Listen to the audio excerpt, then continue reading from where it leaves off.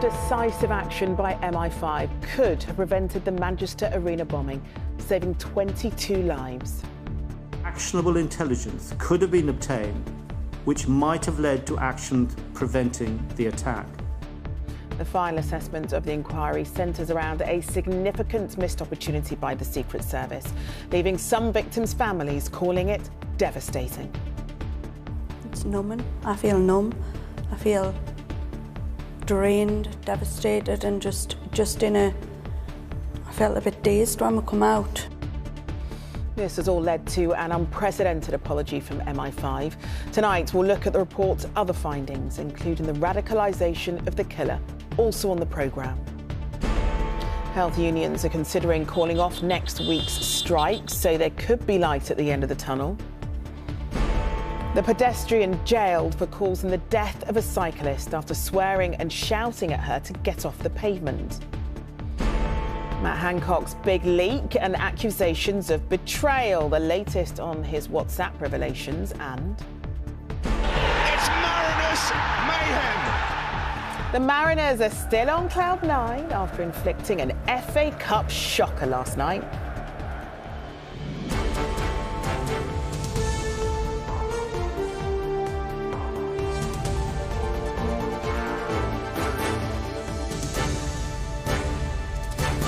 This is the ITV Evening News with Charlene White. Good evening. MI5 has been forced to make an unprecedented public apology for failing to prevent the Manchester Arena terror attack. The final report from the inquiry into the atrocity found the Secret Service missed a significant chance to stop the plot. Inquiry Chair Sir John Saunders said MI5 didn't act swiftly enough on crucial intelligence. Families of some of the 22 who died said it was a devastating conclusion in a deeply painful report. Here's our global security editor Rohit Kachu on the damning findings and the reaction. Police emergency, hello, can you hear me? Yeah, there's been an explosion at Manchester Arena! More than 2,000 days on, we learned today how things might have been so different. Is anybody injured? Yes, loads! There's loads injured. How a chance to prevent the attack at Manchester Arena was missed. It's absolutely manic! Wearing wires around his waist and a homemade bomb in his rucksack, it was Salman Abedi who attacked the concert venue.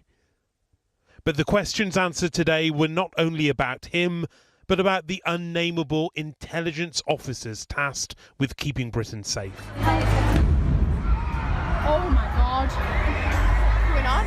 What just happened? The families of his victims will never hear some of the secret evidence heard by the inquiry. But its chairman concluded today that MI5 missed a significant opportunity to prevent the attack. It is not possible to reach any conclusion on the balance of probabilities or to any other evidential standard as to whether the attack would have been prevented. However, there was a realistic possibility that actionable intelligence could have been obtained, which might have led to action preventing the attack. The report found that the security services failed to act on two pieces of intelligence received in the months before the attack, but couldn't reveal the details. Had intelligence been reported more promptly, it could have led to Abedi being stopped at Manchester Airport on his return from Libya 4 days before the bombing. Neither piece of intelligence was shared with counter-terrorism police. Relatives of some of the victims held flowers. Others held back tears as they responded to what they'd heard. This is a devastating conclusion for us. The failures exposed in this report are unacceptable. The public are entitled to expect that information of national security importance will be acted on speedily and, crucially, that the system will ensure that this happens. MI5 says more than 100 improvements had been made since the attack. 3 years after it happened, ITV News went inside the agency, witnessing it at work for the first time. But after today's report, a rare public comment from its director, an unprecedented apology for what went wrong. MI5 exists to stop atrocities. To all those whose lives were forever changed on that awful night, I am so sorry that MI5 did not prevent the attack at the Manchester Arena. For MI5, it is damaging. For some of the victims' families, it's distressing. Today's report is an important moment in the process of grieving and learning, but it is not the end. Rohit Katru, ITV News, Manchester. For survivors and the families of those who died, today marked the end of a long and painful journey. They were let down by many people and organisations, and they've warned that failing to implement the changes highlighted by the report would be another catastrophic mistake. Our North of England reporter Rachel Townsend has been hearing from some of them. Today is the end of a chapter, that's all it is.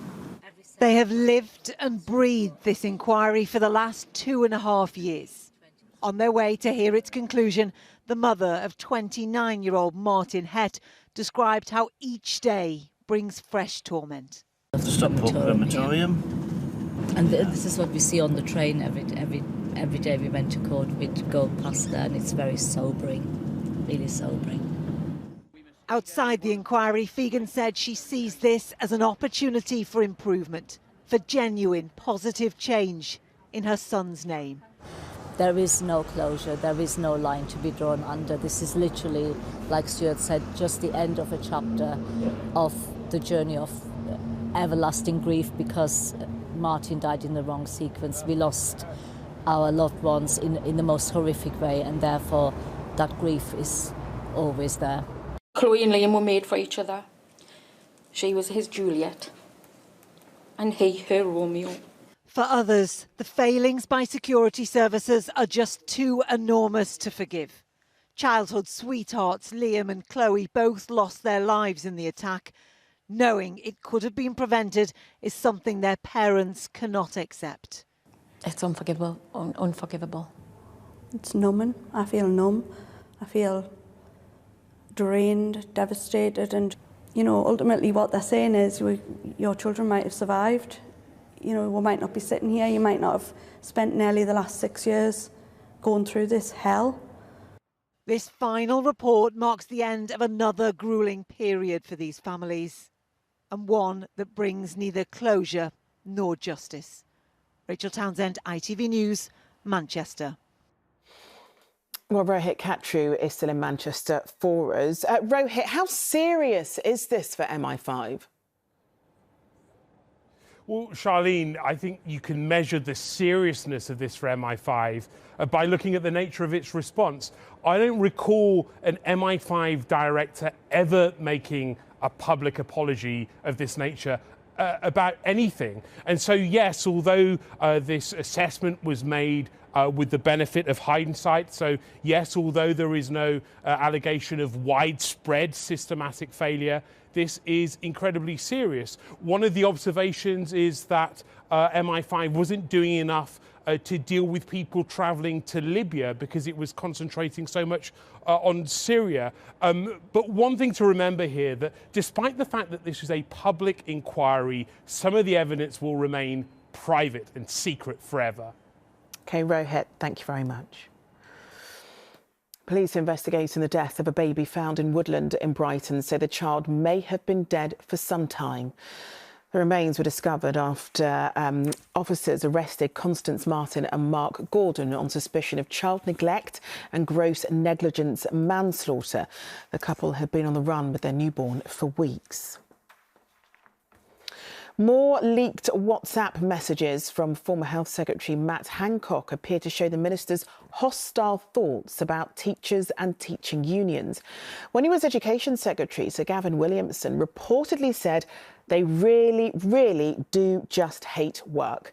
It hasn't gone down well with teachers, who are in the middle of a pay dispute, of course, as our political correspondent Harry Horton reports. The pupils might have returned to school, but for many teachers, the memory of lockdown has been hard to erase. I don't think I've seen teachers and support staff and everybody around the school community working as hard throughout there. We were teaching online. Schools didn't close. We were open for vulnerable students. We were spinning so many plates at that time. This is going to be a long, long time before we actually sort of feel that we've got over the impact of COVID. At the height of the pandemic, then Education Secretary Gavin Williamson was full of praise for teachers. You have simply been outstanding, and we're so grateful for what you've done. But leaked WhatsApp messages suggest ministers thought otherwise in private. When delays to A-level exams were announced in October 2020, then Health Secretary Matt Hancock wrote, "What a bunch of absolute arses the teaching unions are." Gavin Williamson replied, "I know, they really, really do just hate work." In a statement, Sir Gavin said the messages were about some unions and he had the utmost respect for teachers. A spokesperson for Matt Hancock said they were partial accounts, obviously spun. I don't think they reflect the genuine views of either Gavin Williamson or Matt Hancock. They were said in the heat of the moment, you know, when they were taking difficult decisions, there were disagreements. The revelations will do little to improve relations with unions, as teachers strike in parts of England and Wales over pay. When we've got messages from government ministers calling teachers lazy and calling union leaders very rude names, I think they despise ministers for the way that they behave and the way that they think and act. Teachers, families and politicians agree lessons need to be learnt. It will be for this year's COVID inquiry to provide them. Harry Horton, ITV News. The senior cabinet minister official, Sue Gray, has quit Downing Street to become Sir Keir Starmer's chief of staff. Ms Gray conducted the inquiry into the Partygate scandal, which contributed to Boris Johnson's downfall. Sir Keir said he is delighted she has accepted the job with Labour. And Scotland's Deputy First Minister, John Swinney, has decided to step down. He's held the role for 16 years under Alex Salmond and Nicola Sturgeon. He called it the privilege of his life. An angry pedestrian has been jailed for 3 years for causing the death of a 77-year-old cyclist in Cambridgeshire. Celia Ward was riding on a shared use path when Oriel Gray shouted at her and waved her arm aggressively. It caused the retired midwife to fall into the path of an oncoming car. Our correspondent Stacey Foster is at the scene in Huntingdon near Cambridge. Stacey, what did the judge say? Well, this is a case that's been described as very difficult and tragic. CCTV taken on that day in October 2020 shows Oriel Gray shouting and swearing and gesticulating as Celia Ward cycled towards her on this pavement. She then falls into the road, is hit by a car and died at the scene. In court today, a statement was read out from Celia's husband, David, who said that that footage will haunt him for the rest of his life. He said that his wife had been taken from him in the most horrific way, sentencing Oriel Gray, who has cerebral palsy, to 3 years in prison for manslaughter. The judge said today that her actions were not explained by her disability. He said that the pavement here is 2.4 metres wide, it is a shared path, and so therefore Celia had every right to be here, but there are no markings on the pavement here, and Cambridgeshire County Council are said to be looking at that. There is a sign about 150 yards down the road, but we don't know if that was here at the time. Oriel Gray's lawyers have indicated that she will appeal. Stacey, thank you. Health unions are considering calling off next week's ambulance strikes after the government invited them to intensive talks over pay. ITV News understands government officials would offer a one-off payment similar to what was offered to nurses. Our deputy political editor Anushka Astana is in London for us. Anushka, could this be a breakthrough? Well, certainly the senior union figures I'm talking to tonight sound pretty positive, and these are health unions who have been furious ever since the government started unilateral talks with the Royal College of Nursing. They felt that they were trying to pick the nurses off and give them special treatment. Last week, Unison wrote to the Health Secretary to express that anger. Yesterday, we revealed that the GMB union threatened to escalate its ambulance strike on Monday by its members not responding to as many Category 2 calls. That can include heart attacks. Now, they thought that would bring the government to the table. The government says it's not linked, but there is a letter today, and as you say, one of the offers to the unions is that they will talk about money for this financial year, a one-off payment.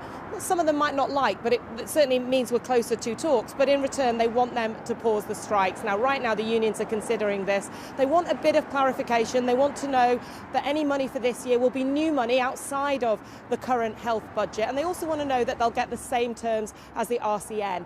Overall, I suspect that tomorrow or in the next couple of days, we will hear those strikes being called off. But when it comes to talks, some might be sceptical about a one-off payment. Anushka, thanks very much. Next, the government's unveiled long-awaited reforms to support children with special educational needs and disabilities. The plans involve building 33 special free schools in England, expanding training, including up to 5,000 SEND coordinators and 400 staff psychologists, and a focus on early intervention and providing support. It's hoped it will address the current system, which is failing many families, as our social affairs correspondent Sarah Corker reports. So what's going on there, Bo? Unable to cope at a mainstream school, 8-year-old Bo has been left without any formal education since September. She's been diagnosed with autism, but long delays accessing help or support in Leeds have left her increasingly isolated. Bo is now to a point where she almost doesn't dare to leave the house. A lot of her trauma could have been prevented if, first of all, we'd been listened to and been pinpointed in the right direction. Her mental health is so poor that actually presenting her with any form of education is going to be a challenge. The doors are constantly closed. You get the feeling that your child isn't important. It's an underfunded system that families say is stacked against them. Ministers insist today's reforms will transform lives. Even the government has admitted that the current system is failing families and children who are desperate for help. And so going forward, there will be a focus on early intervention, expanded training for thousands of staff, and 33 new special schools will be built. But after waiting years for these reforms, charities like this one in Wakefield say they just aren't radical enough. Hearing it sounds absolutely fantastic. I think putting it into practice is a different thing altogether. At the moment, all the schools are absolutely at capacity to overflow. It's going to take a long time to get these schools built, staff trained. The changes are designed to help children like Seth, who's still waiting for a diagnosis. Changes going forward that can speed up the process and get support quicker. You know, it's what we need. We hope that it'll be soon, but, you know, maybe it'll be the next batch of kids that get that bit earlier. And I got to climb slides. Efforts to fix this crisis are welcomed, but families fear it may come too late to make a real difference to their children's lives. Sarah Corker, ITV News. England bowler Adil Rashid today described how he'd heard an alleged racist comment made by former England and Yorkshire captain Michael Vaughan. It came at a hearing into claims of racism at Yorkshire Cricket Club. Vaughan denies the allegations. Here's our sports editor, Steve Scott.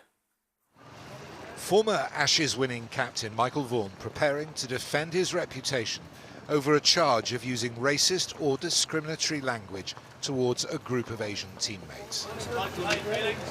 An allegation made by Azim Rafiq that Vaughan has always denied. We see Vaughan here shaking hands. Specifically, he's accused of saying there's too many of you lot before a game in 2009. One of Yorkshire's players that day, Adil Rashid, was cross-examined today via video link. Rashid is spinning a web here. Currently in Bangladesh, Rashid denied suggestions he'd been pressured by Rafiq to back the allegation because of personal details Rafiq knew about him or that they were in business together. Rashid said he did not believe Vaughan was racist and what was said was a poor attempt at humour. Vaughan's barrister, Christopher Stoner KC, asked Rashid, "Do you remember other jokes?" "I can't recall," Rashid replied. "Why remember this one?" "It stuck in my head." Later, Stoner said, "This is the reality. You have no clear recollection of what was said." "I have a very clear recollection," was Rashid's response. Under his cross-examination, Azim Rafiq was asked why he didn't discuss the alleged comment at the time. He said Michael Vaughan was a hero of his. He was a young cricketer wanting to make his way. And he added, as we've seen, when you do speak up, your career and your life can be destroyed. Rafiq met Vaughan to discuss the allegation and they were photographed together. Rafiq told the hearing he regretted that moment, claiming Vaughan then attempted to discredit him. He also said Vaughan's apology was actually a non-apology. Tomorrow, Michael Vaughan will finally get a chance to give his side of the story. Steve Scott, ITV News. Brazilian model Adriana Lima has been appointed Global Fan Ambassador by FIFA ahead of this year's Women's World Cup.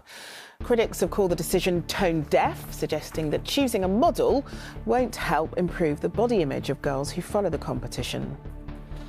And tickets for this year's Eurovision Song Contest in Liverpool will go on sale next Tuesday. Thousands of Ukrainians in the UK will get free tickets as Liverpool is hosting in place of Kyiv. And finally, players and fans of Grimsby Town have been basking in the glory of making it through to the quarter-finals for the FA Cup. The League Two club's record-breaking run continued last night, dispatching Premier League side Southampton. The unexpected victory delighted their silverware-starved fans, and it means another outing for their mascot, Harry the Haddock, as John Ray reports. It was, above all, a great night for inflatable fish. It's Mariners mayhem. There's haddocks everywhere in that stand. 2 goals, 1 big cup upset, expectations like their famous mascot blown up out of all proportion. I hope they get to the semis, they won't really win the FA Cup. There's no stopping you. Yeah! Oh, absolutely amazing. My nerves were on edge, but they did a great performance. They held their own and they absolutely smashed it. This was a team whose own manager had feared a 10-0 drubbing. So today, his players basked in surprise celebrity. To go and get one over a high opposition, it's great for the club, great for us as a team, and we've proved the manager wrong. Sit down there. We want to see what Hume's going to do. Grimsby's glory days have been fleeting and far off in football memory. The fishermen go on trawling, casting their net into troubled waters. A semi-final defeat to Arsenal counts among few previous claims to fame. Once managed by Bill Shankly, Clyde Mendonca used to play for us. You're nodding, but you've got no idea. But we're just a lovely traditional working class football club. A quarter-final date with high-flying Brighton is next. Another big footballing fish to fry. John Ray, ITV News. Oh, that's it from us for now. The weather's next, and Tom's here with news at 10 later. But from all of us here on the Evening News team, do enjoy your evening. Bye-bye.